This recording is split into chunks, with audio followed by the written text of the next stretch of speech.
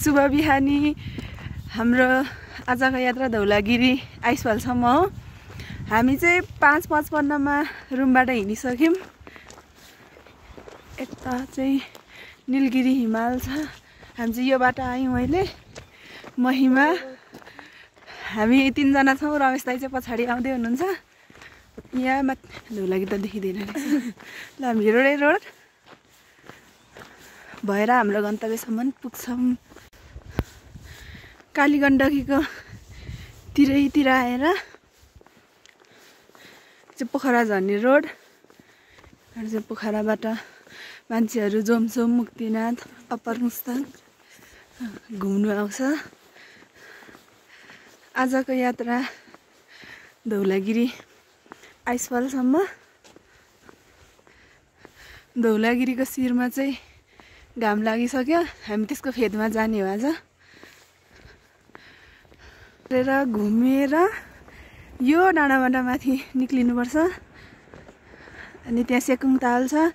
सेकुङतालदेखि फेरि माथि गएर चाहिँ बल्ल आइसफल आइन्छ। धौलागिरी हिमाल अनि यता चाहिँ मानापाथी हिमाल। महिमा र रमेश दाइ अगाडि हिँड्दै हुनुहुन्छ।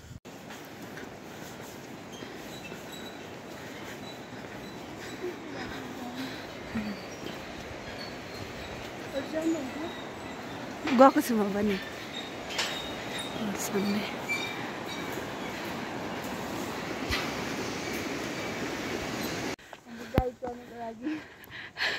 हामीलाई आज गाइड गर्दै हुनुहुन्छ दाइले। रोड चाहिँ यहाँ हो। हामी माथि जानुपर्छ सेकुङलेक हुँदै। यहाँदेखि चाहिँ अब गाडी भेटिन्न।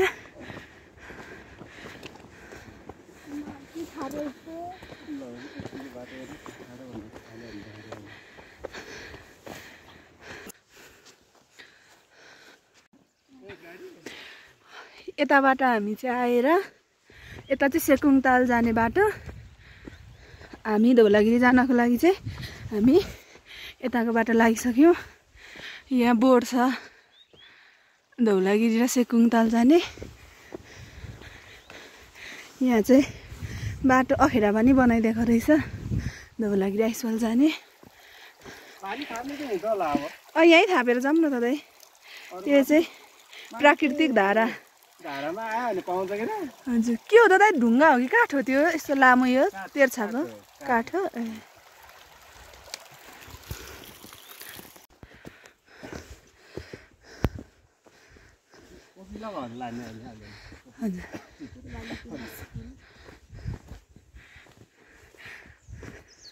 कति धेरै फुलेको रहेछ है। त्यता है यता हेर्नु न कस्तो राम्रो लाली गुराँस फुलेर ढकमक्क बाटो त।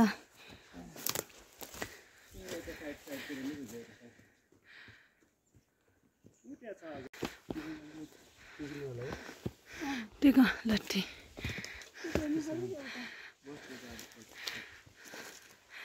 लाली गुराँस फुलेर ढकमक्क बाटोमा।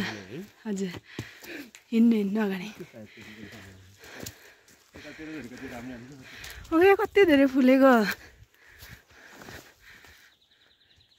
लाली गुराँस नेपालको राष्ट्रिय फुल।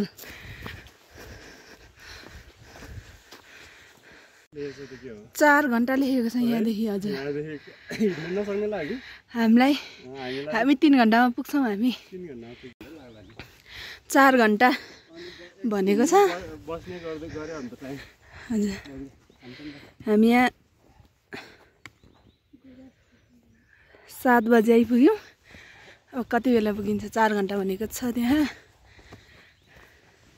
हाम्रो स्वागतको लागि फुलहरू बाटोमा।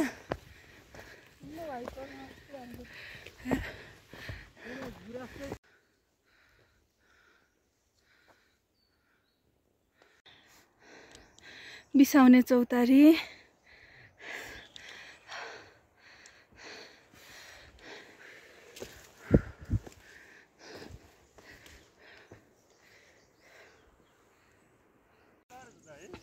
हजुर दाइ माथि रहेछ बाटो त। यो डाँडा कटेर जानुपर्छ अनि आइपुग्छ धौलागिरी। कस्तो हुँदैछ त? रमाइलो लाग्दैछ कि?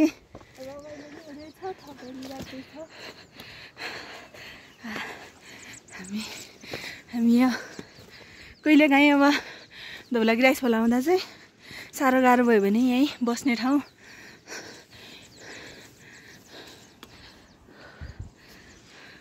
हामीले तातो पानी ल्याउनु चाहिँ बिर्सेछौँ।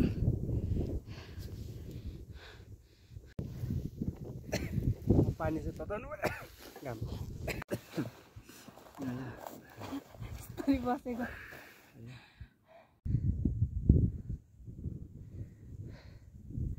नौरीकोट कोबाङ त्यताबाट घुमेर हामी यता आएर यो भित्ता यो फिनिनी घुमेर यताबाट आउनुपर्छ। अझै यो माथि डाँडा कटेपछि मात्रै हिमाल देखिन्छ। रहेछ आइसफल। हिँड्न सक्नेलाई हो कि 3 घण्टामा आइपुग्छ।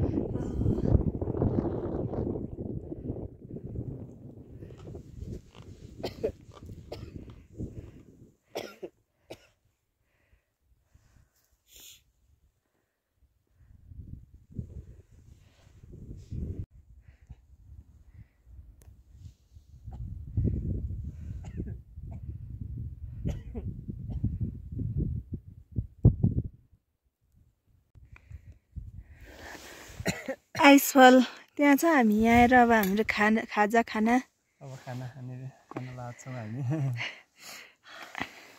साह्रो पर्यो महिमा 11 बजेछ अनि चाहिँ बर्खा समयमा चौरीको गोठहरू राख्ने ठाउँ। चौरीको गोबरहरू त्यता फाल्ने। यो चाहिँ चौरीको गोठहरू 2-3वटा गोठ रहेछ। पारी पनि छ गोठ। हिउँ त्यता पनि छ त है।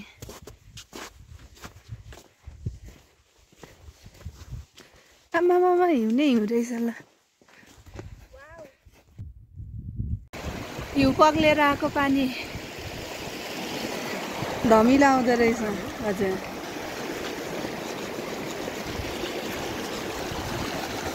धमिलो आउँदो रहेछ। क्रस गरौँ।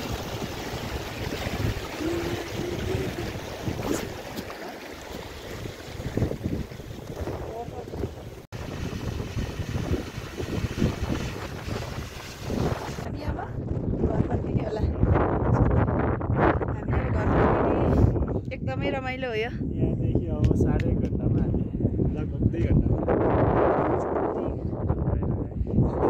बाई बाई हिमाल। By by icefall. Dhaulagiri icefall.